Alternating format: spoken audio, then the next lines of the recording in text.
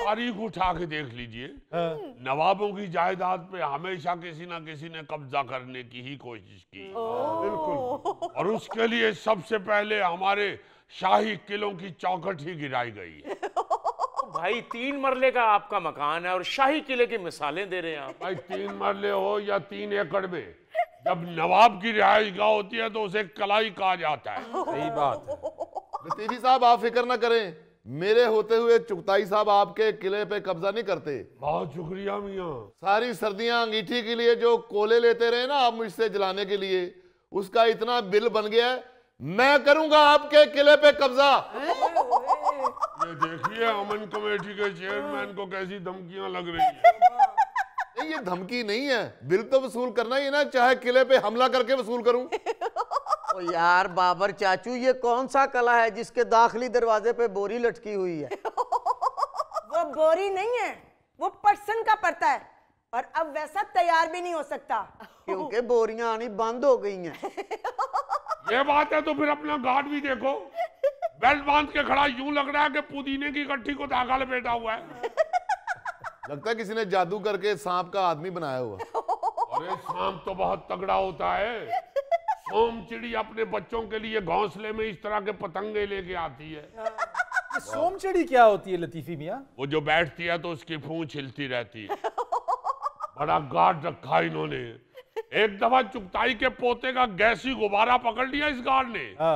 गुब्बारे के साथ ही ऊपर को हो लिया। वो तो अल्लाह का शुक्र है दरख्त की टहनी गुब्बारे को लगी और वो फटा और ये नीचे गिरा। फरीद साहब एक दफा ये गार्ड के पास से गाड़ी तेजी से निकली है, ये उड़ के शापर की तरह उसको चमड़ गया है। 2 मील जाकर दूर गाड़ी रुकी है, ये फिर नीचे गिरा है और वहां से फिर वैगन पे बैठ के वापस आया है। ओए अल्लाह दा शुक्र कर साहब ने मैनू डांग पारी ले दी है, जे मेरे को चुकी जाती ना तो मैं होनी तेरा लक दूरा कर देना सी। ओ यार कुछ शर्म करो, ये गार्ड कोई मैंने अपने लिए नहीं रखा, पूरे मोहल्ले पे नजर रखता है ये। देख रही होती हूँ मैं, सारे मोहल्ले पे नजर रखता है और दीदे फाड़ फाड़ कर नजर रखता है। मां जी क्यों है मैं गरीब आदमी ते इल्जाम ला रहे हो? जो मैं थड़ी ते बैठी सा मूड़े देते तू मैनू आने पाड़ पाड़ के वेख रही सा ने इंज करके। मैं ते वेख रहा सी कि तुसी बैठ गए हुण उठना किवें है? ओ तू हुण महल्ले दे उठणियां बैठणियां वेखेगा, मैं तेनू उठ के विखावां? नहीं जी तुसी बैठे रहो, तुसी उठ के ते फिर बैठोगे किवें? हाय हाय ओए गार्ड नू मैं तोड़ देंगा, मैं तेनू दसां चुगताई। ओ भाई एक मिनट, ये कमेटी आप लोगों ने बनाई है मसाइल को हल करने के लिए। अगर एक दूसरे की बात ही नहीं सुनेंगे तो फिर ये कमेटी बनाने का फायदा क्या हुआ? और क्या? तो फरीद साहब क्या कहती है कमेटी? भाई आपस में बैठ के इफ़ाम व तफहीम के साथ जो तजावुजात हैं सब उसको गिराएं। आपने जो कमरा बनाया है उसको गिराइए आप। ठीक कह रहे हैं आप सर, मैं कमरा गिराता हूँ, तो इन लोगों से भी कहिए अपने घरों के बाहर जो थड़े बनाए हुए हैं वो भी गिराएं।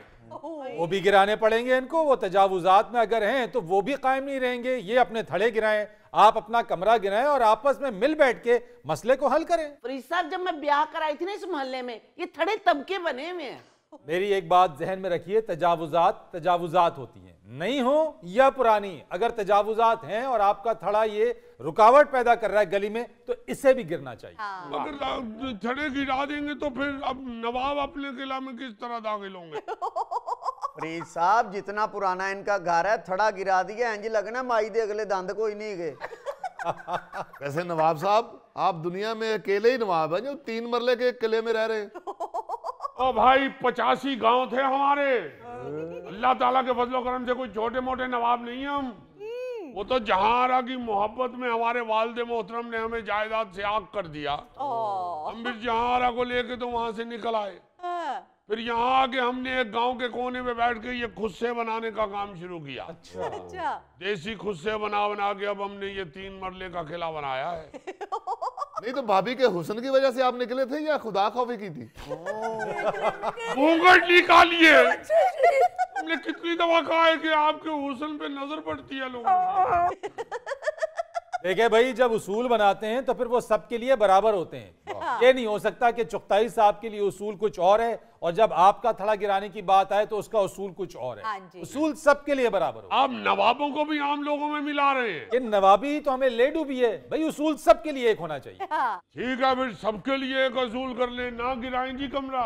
वो बेचारा गार्ड कहाँ किसी दरख्त की शाख पे अपना बसेरा बनाएगा। देखा, नाजायज करने के लिए ये सब इकट्ठे हो जाते हैं। हाँ जी। ओ भाई नहीं, हम तो ये कह रहे हैं अगर किसी दिन गुलहरी के दांतों में आ गया तो कौन जिम्मेदार है।